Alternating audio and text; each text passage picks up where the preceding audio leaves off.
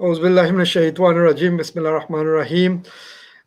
This is Abrahamic Foundation's online Ramadan 2021 show, and it is our privilege that we have Mufti Liaquat with us. So this program will be an informal program with Mufti Saab to ask him questions about Ramadan, and then for him to share his own thoughts on how Ramadan is happening this year. So first of all, Jazakallah Mufti Saab for attending our show today. And I know this is Ramadan, a very, very busy period for you, and for you to basically spare some time for us for this program is truly a privilege for us. So Mufti Saab, before we go into any questions, just your thoughts about Ramadan this year, especially the first Ramadan after the lockdown. Last year Ramadan was under lockdown and people had a very different experience of Ramadan. So this year we've got a partial opening. So what are your thoughts and what are your experiences this year? Jazakumullah khair, brother. Assalamu alaikum wa rahmatullahi wa barakatuh to all the viewers as well. Mashallah, with Ramadan every year, the same. I get asked the same sort of questions. Yeah, but for a lot of people, they won't be the same questions. And I think what generally tends to happen in Ramadan is, although we might have asked the question in the past, but because it's something which we haven't been sort of going over throughout the 11 months of the year, we tend to forget the answer to the questions, which is natural. It's not a problem. So I think people shouldn't be shy of asking questions. That's part of our religion as well. The Prophet ﷺ had said that, the only cure to ignorance or not knowing is simply to ask the question. That's how we're going to improve ourselves. We're always going to be learning. And as for Ramadan, I mean, today I was doing a bit of gardening today, and it's a nice hot weather as well. I don't know where you are, brother. You're in Birmingham as well, yeah? Yeah, I'm in Birmingham. Beautiful weather. Beautiful weather, that's it. So I don't have to tell you about how nice the weather is. The only thing I would say is that I think in Ramadan, the first few days of Ramadan, I personally always feel a bit disorientated because my routine's a bit altered and shifts, certain things I have to do. But besides that, I think sleep and eating and everything gets sleep, eating, and your sort of like normal day-to-day routines are disrupted. And these are things which the Prophet ﷺ mentioned in a hadith. He says, traveling is considered to be a portion of a torment. It's a type of torment, traveling is. And the reason he said is because traveling, it disrupts your eating patterns, your sleeping patterns, your normal routine, and anything that disrupts that takes you out of your comfort zone. So you can only really, reach equilibrium again once after a few days pass and your body starts to adjust and acclimatize to everything that's happening. And you start to realize, okay, you know what, now I need to start, focusing on maybe this much Quran, this much dhikr, meeting my relatives, all that kind of stuff. So I think Ramadan is one of the strange kind of things. It takes, for some people straight away, they can, like my mom can get into Ramadan straight away. Never hear her complaining about how difficult the fast is. But I think, I don't know, new generation, I think, brother. Yeah, I think we are. Mufti Liaquat, I've got a question. My first question on this is that there's a hadith of Prophet ﷺ that when Ramadan starts, the first portion is rahmah, the middle portion is about maghfirah, and the last portion is about saving yourself from the hellfire. So what does this hadith mean in practice for us? First of all, the scholars have discussed this hadith, that it's considered to be a weak hadith. But the meaning is still there. I mean, the meaning is still something which is taken by the scholars. And the meaning of the hadith seems to be that even if it's not a hadith from the Prophet ﷺ, the meaning still has some sort of significance for us. As in, we generally go through three sort of stages when we're doing something. Like whenever we're going into Ramadan, the first thing we're doing is we're trying to cleanse ourselves of sins, right? That's the first thing we try to, so you buy a new car. The first thing you want to do is just, give it a nice clean. Yeah. The second stage is where you actually, gain the sort of like mercy. right? So you reach the level where now your body is starting to become weak. You can like actually see yourself deteriorating physically, right? And it is having an effect on you. And this is something that brings the mercy of Allah, right? And then the third part would be where you really got into your fasting, you cleanse yourself to a very good level. Your acts of worship are amplified 10, 20, 30 times more than you normally do outside of Ramadan. And so now you reach the level where it's like you gain the freedom from the path of the fire. So it's like a natural progression that you have if you do it properly, that is. So I think that's also something good. That's a good point that you raised over there. I think that's also something we need to keep in mind as well. Yeah. So coming to the questions, so this is Abrahamic Foundation's online Ramadan 2021 show, and I'm Nasir Rafiq with Mufti Liaquat, answering some of your questions here. So the first question I have from our listeners is, can we use toothpaste while fasting to brush our teeth? So when it comes to fasting, the main thing that you have to remember is nothing can go down your throat. So anything that goes down your throat, even if it's accidental, will break your fast. So when it comes to brushing the teeth, I always ask people, can you brush your teeth without swallowing the toothpaste? And usually people say to me, yeah, they can. And if that's the case, then it's fine. You can brush your teeth. I would just say, just be a bit careful. Maybe tilt your mouth a bit forward when you're brushing your teeth.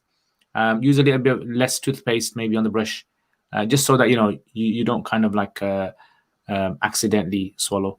And then it's fine. I mean, as long as you clean your teeth, wash it afterwards, and the aftertaste that remains, that won't affect your fast. Okay, no, brilliant. I've got another question here. Last year, because of the lockdown, everybody prayed at home, and there are many examples where people use their mobile phones to read Quran while they're doing their Tarawih prayer. So I've got a question here. Do we have to pray Tarawih? I was actually asked this yesterday. Right. My brother asked me this question as well. So I said, funny enough, I said to him, you won't get sin for it. And then mother-in-law jumped in and said, no, you have to pray Tarawih. So the thing we always have to understand is, look, in Ramadan, why are we fasting for? We're fasting for Allah, aren't we? Why are we trying to pray 5 times salat? For Allah. So at the end of the day, everything that we do in Ramadan is always going back to Allah. It's always trying to enhance ourselves, our souls, our hearts, raise our statuses in the eyes of Allah. And the only way we can do that is with obedience and submission to Allah. We all know that. So when it comes to Tarawih is not considered to be like the 5 times salat. So if you're asking the question, if I was not to pray my 5 times salat, will I be sinful? Definitely. A person without an excuse would be sinful for that, because that's a direct command from Allah. Person can't refuse that. When it comes to Tarawih is considered to be something which is highly emphasized by the Prophet ﷺ and the Sahaba, especially the Sahaba.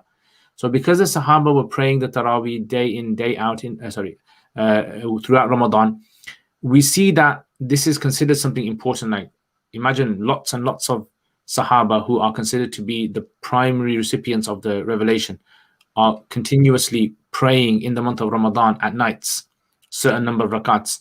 You think to yourself, this must be important in Islam. So yes, it's important. Do we have to pray them in the sense, if you mean, do we have to pray them like the 5 times salat? No, you don't have to pray them 5 times salat.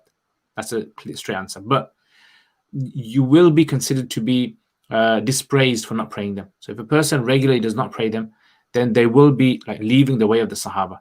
And that's something that we don't want to do. We want to try to gain as much as we can from the month of Ramadan, and who best to get it from the ways of the Sahaba. Okay, Jazakallah. I've got a very sensitive question here. So there's a brother who says, how can I keep wudu for longer? I seem to want to pass wind as soon as I've done wudu at times, holding it just to complete the salah. So a very difficult situation this brother's in. How would you deal with this? Okay, so this is a kind of question which I think a person should speak to their doctor about. Anything which is medically related, first of all, speak to your doctor, try to see if you can resolve the problem. However, the question that you're going to ask the scholar is obviously, a person is unable to keep their wudu for very long spans of time, what do? So if a person like really can't hold their wudu for a period of time in which then they can pray, what they can do is just do their wudu, and even if they break their wudu because of that particular reason, they can still carry on praying. Yeah, if they have a chronic issue, a chronic flatulence or anything of that sort, that's something that they can actually continue praying in that situation. But like I said, my advice would be to speak to the doctor, speak to a dietitian. These are kind of people that can possibly help with this. And otherwise, if a person can't, is trying to do this but still can't, then what that person does is basically does their wudu.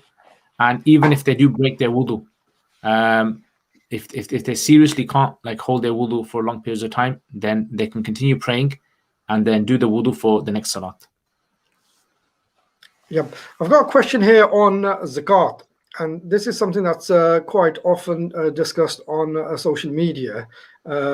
Is who are the most deserving for zakat? If we give zakat to a charity, we wouldn't know when they actually spend it. Would it still be okay for us and get accounted in our yearly zakat? Yeah, so this is actually a good question. So if a person's not sure, so I mean, let me just reiterate that question again. A person is given their zakat to a particular charity, and that charity, obviously, depending on the way the policies of the charity work, would be distributing the zakat at different times, right, in the year. So sometimes that zakat may be distributed immediately, and sometimes they might distribute it after 4 months, 5 months. And this is something normal in charities. If you're unaware of it, this is actually something that normally happens. And it's not easy for them to be able to give all the money due to logistics and all other sort of things that you can imagine. So in this situation, would that person's zakat be counted? Yes, it would be counted, right? So the zakat would be counted. So you've done your share, you've given it over to them, and then you'd leave the rest to them. Whenever they discharge the zakat or give it to the recipients, inshallah, your zakat is done on that case. And usually what tends to happen is zakat organizations would already know who they're giving their zakat to. It's just a matter of logistics. So they know, for example, they're giving it to orphans in a particular part of the world, or widows, or whoever it may be. Yeah, so it's kind of like already sort of allocated. No, Jazakallah. Another question, can you please advise how do we calculate kafara for a broken fast? So when it comes to kafara, so if a person has broken their fast deliberately, so for example, let's say I'm fasting today and I deliberately ate something, right? So it wasn't accidental. Then I broke my fast, and I've also committed a big offense against Allah's command. So because of this offense, you have to do what is known as kafara. But if you broke the fast accidentally, or if you ate something that's normally not eaten, then the fast isn't considered to be kafara. There's no kafara. This fast is broken, but there's no kafara. There's no expiation there's no offense that was committed really, because it wasn't done in the full capacity. So in this situation, if a person does break their fast deliberately and has necessitated kafara, how much they have to give them? So the Quran says that they have to, after Ramadan, right, and not just Ramadan, after the next Eid, right, they have to fast for 2 consecutive months, right, 2 months consecutively they fast, and only if medically they can't fast 2 consecutive months, right, non-stop, then they can do the second option, which is to feed 60 people, right? So they basically, they can actually contact one of the charity organizations and speak to them, and they actually have packages for this specifically. So if you speak to them and you say to them, look, I want to give for breaking a fast in Ramadan, kafara for Ramadan, they'll actually have an amount that you give, and they will do all the work of distributing it to 60 people, 60 poor people. And if you want to do it yourself, by all means, you can do it yourself. Okay, Jazakallah. Is Sadaqah, how is Sadaqah al-Fitr calculated? There's a brother is confused. Yeah. So Sadaqah al-Fitr is usually, people do get confused with these, different types of sadaqahs. Sadaqah al-Fitr is basically calculated. There's 2 ways you can calculate it. Number one is you just go to your local mosque and say to them, how much do you guys collect in Eid? And they'll tell you £2, £3, whatever the amount is, and you just give that, right? The other option is, if you want to do like the cowboy style, then there's 4 things that you have to look at. You look at wheat, right? You look at barley, dates, and raisins. Okay, so it's roughly, I mean, I can't remember the exact figure. It's about 3 liters of barley, 3 liters of dates, 3 liters of raisins, or half a liter of wheat, right? So, sorry, no, 1.5 liters of wheat, 1.5 liters of wheat. So you figure that out. Now, obviously, if you don't want to do all of that, all you have to do is go onto like a website. If you go onto something like National Zakat Foundation or any of these charity websites, they'll actually tell you what the Sadaqatul Fitr is of the different amounts. So they'll tell you today, if you want to give Sadaqatul Fitr in the form of wheat, how much do you have to give? Because in the past, what they used to do was, in the time of the Prophet ﷺ, they used to actually give one of these 4 things. They would actually give it to the poor. So you'd get 1.5 liters of wheat, and you just give it to the poor, or 3 liters of barley, or 3 liters of dates. But if you don't want to give that, you can just give the cash value, whatever the cash value is. I think nowadays a lot of masajid they put down something like £5 or something. About £5 for it. Right. I've got this question from a brother, again going back to brushing the teeth, and he's basically saying if you gargle your mouth 15 times a day with water and don't use toothpaste, now if you accidentally swallow the water, would it break the fast? Yeah. Now this is not toothpaste, it would break the fast. So if you swallow anything that goes down the throat, basically accidentally, that's external to the mouth, which means excluding saliva, then your fast breaks. Right. Okay. Yeah, so there would be no kafara. There would be no kafara. It would just be you just make up the fast. Right. Can a wet dream break your fast? No. So if a person has a nocturnal emission or a wet dream where a person releases seminal fluid, but is unaware of it, so they don't have any intervention, they're not doing anything themselves, the fast doesn't break. But if they're conscious and they intervened and they did something, touched their private parts, and it resulted in some sort of excretion of seminal fluid, then that would break the fast. Okay. This is Nasir Rafiq with Abrahamic Foundation online Ramadan 2021 show, talking to Mufti Liaquat in relation to any questions that people would have for Ramadan. So I've got another question. Should sisters go to the masjid for Tarawih? Now, this is something that's kicked up a bit of a controversy on social media recently. Some masajid have, because of COVID restrictions, decided that they're going to just have Tarawih for men. And sisters, some sisters are not happy about this. So what's your view on should sisters go to masajid for Tarawih or not? So the issue with regards to women going to the masjid is a well-known issue in the Hanafi madhab. And the classical books have discussed regarding women that all the madhabs agree that women do not have to go to the masjid to pray salat, and it's always more better for them to pray at home. However, if there is a masjid in our times today which is facilitating for women, especially when it's creating some sort of like a spiritual boost for them, or this is the only place that they get where they can meet other like-minded people and learn about Islam and preserve their faith, then it would actually be considered not maybe only permissible, but even recommended for some women as well in today's times. So it would be a case of, I would say that, look, if you're going to go to the masjid, then, go to the masjid by all means. If you want to go to the masjid, you don't have to go to the masjid. You can pray at home. Even men can even pray Tarawih at home, right? There were many Sahaba who actually used to pray Tarawih at home. But for men, it's highly sort of like encouraged for them to go to the masjid. The other thing is, if the women are going to go to the masjid, then women have to remember that the masjid has rights as well. So if there's a woman who has menstruation, she's not allowed to enter into the masjid area, none of the Shari masjid. So that's also something that she should take into consideration. And also sometimes what tends to happen is that in the masajid, maybe the women are not familiar with the rules of the salat, so sometimes they might be in a separate room. So make sure you're aware of these rules. Sometimes the mic can go off all of a sudden, and there's just that these little sort of like things that can happen where men can actually are familiar with what happens in the masjid, and if something happens, how do they rectify their salat? Sometimes women don't know about these rules, so just keep those things in mind, inshallah. Okay, Jazakallah. I've got a sister. Can her mother give zakat to her stepson children?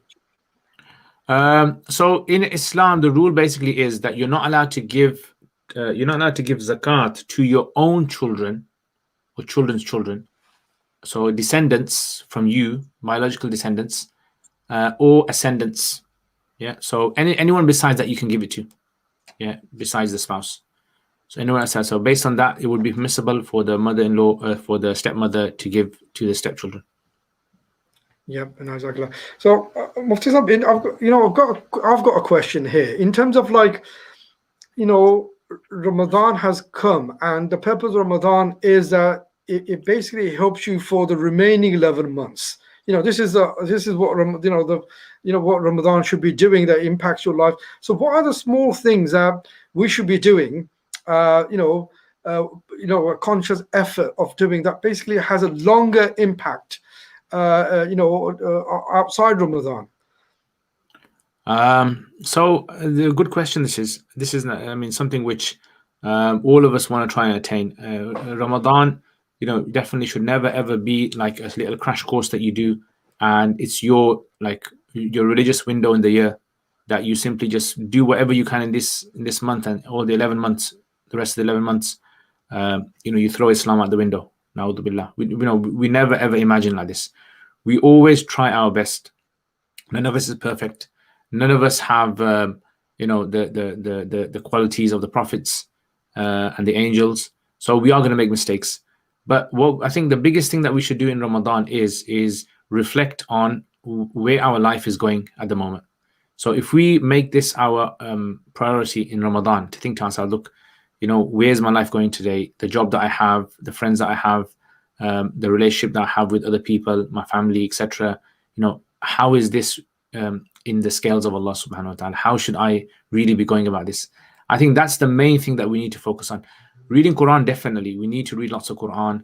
We need to help out when it comes to our community and all that. But I think the biggest thing that you want to change yourself, you have to start from yourself. You have to take the first step, which is realize where are you going wrong. And Ramadan is a nice time as well, because it kind of it's like they say that you strike the iron when it's hot. Ramadan kind of softens your heart anyway. You're willing to change yourself in the month of Ramadan anyway, right? You're going to Taraweeh. You might not have been going for 5 times Salat throughout the year, but all of a sudden in Ramadan you feel the importance of fasting and Taraweeh and these kind of things. I think that's the main thing I would say. Focus on yourself. Look at your own. And never try to compare yourself with someone else's Ramadan. Like never try to look at someone else. Like there might be someone who lives next door to you or in your family, and they've got a very sort of like easy facilitating lifestyle, which allows them to be able to live as a Muslim, you can say, pray, go to the masjid, etc. And for you, it's very difficult because of maybe your circumstances that you're living in. So this is why I think don't compare yourself with other people's Ramadan. Try to do your best, but always reflect. How can you change your life? Like what are the things in your life that you can make better? Okay, now this is Abrahamic Foundation Online Ramadan 2021 show, and inshallah we'll be having this every Thursday at the same time. And this is Nasir Rafiq, and I'm with Mufti Liaquat to answer many of the questions you have. I've got another question here. If I breathe in perfume like deodorant, will it break my fast? So, like we said earlier, the fast breaks with anything which is which anything has a perceivable body. Yeah, so anything has a perceptible body that goes down the throat, that will break your fast. So you have to do this deliberately. So if a person, I can't imagine how a person would do this, but if you put like perfume and you really breathed in the particles, that would break your fast, right? But if you just spray perfume and you just smell it, that won't break your fast. Yeah, just like sometimes in your house you might have the those automatic air fresheners that just release air after every half an hour or so, and then you're just walking around and you just smell it. That's fine. It won't break your fast. But if you deliberately put it near your mouth and take a nice big whiff of it, then that would definitely. I don't think it's healthy to do that, but yeah, that would. Right. Okay. Yeah. Break your No, fast. but is that really? I mean, even though it doesn't. It's not considered as food. This is just smell. It's not gonna give you any energy. Will that still break your fast? So yeah, so basically, the way that the scholars look at it is anything that goes down the throat. So anything that goes down the throat breaks your fast. But it will only necessitate kafara, like you asked. It will only necessitate kafara if you ate something that nourishes your body. Right. Okay. I've got a zakat question here. It's a bit similar to the one before, with a bit of a variant there. Can a father give zakat to his daughter-in-law so she can spend on his son and grandchildren who are poor? So the rule basically that we said was that you can't give your zakat to your ascendants or descendants. So descendants meaning your biological descendants that come from you, the ones that you normally have to sort of spend on those. So therefore, if it comes to your daughter-in-law, because she's not a descendant, she's not your biological daughter or anything like that, then it's fine. And if she wants to spend it on her husband, it's totally permissible. That's totally up to her. But it's obviously it's left to her, so you can't dictate to her where she has to spend it. So if the father-in-law does want to give the daughter-in-law zakat money, totally fine, but he can't say to her where she has to spend it. So she has full reign of that money. Right. Okay. I've got another question here. My doctor has told me not to fast as I'm in my early stage of pregnancy, and it has been very hard for me to become pregnant. So I think the question would be, should I not fast? Yeah. And the doctor has told her not to fast. Yeah, you wouldn't have to fast then. So if the doctor's told you and it's something which you fear for the health of the child, then then you can make up the fasts later on in the year, inshallah, after pregnancy. Okay. I've got another zakat question. Can I send my zakat to my uncle in Bosnia? Is this acceptable compared to a different family who's living in a very poor country? Yeah, so uncle, you can send your zakat to your uncles and aunties because they're not the ascendants, right? So ascendants have to be your parents or your parents' parents. So anyone who is not your parents or your parents' parents, you can give them your zakat. Uncles, aunties. Is that right to give your relatives preference when giving zakat? Relatives who are poor compared to anybody else? Yeah, excellent. Yeah. Right. Okay. Yeah. Any more questions? Okay. So I think these were the questions. So Mufti, a general, thoughts on Ramadan this year from yourself. We've got 2 minutes, a couple of minutes left. So your general thoughts on Ramadan this year compared to prior year, and how you see this Ramadan panning out. I mean, it's a difficult one. Last year, I think both Ramadans have their advantages and disadvantages. Last year Ramadan, I think it was more time with family. There was more sort of appreciation of what the masajid do for us and how much it makes a difference going to the mosque in the month of Ramadan and having this big community where you're breaking your fast with them and you can see the progression of Ramadan with not just yourself, with other people as well. So I think it makes you reflect more. And outside of Ramadan, like this year, I think so far 2 or 3 days of Ramadan so far, and I think a lot of people are starting to get back into that sort of habit of going to the masjid again, alhamdulillah, and appreciating as well the same time family time as well. So it's having a mixture of community time, family time. Both of these things I think are very important, and it gives us, maybe you've experienced the same thing. That's something which I've experienced. No, Jazakallah. No, we are very, very appreciative of Mufti Liaquat giving his time during this very busy period to answer our questions. I wasn't able to get all the questions in, but hopefully this program will inshallah happen again next week, Thursday, same time. So please have your questions ready, and we will have them answered by Mufti Liaquat. Jazakallah, Mufti Liaquat, for coming on this show. Really, really appreciate your time on this. Jazakallah.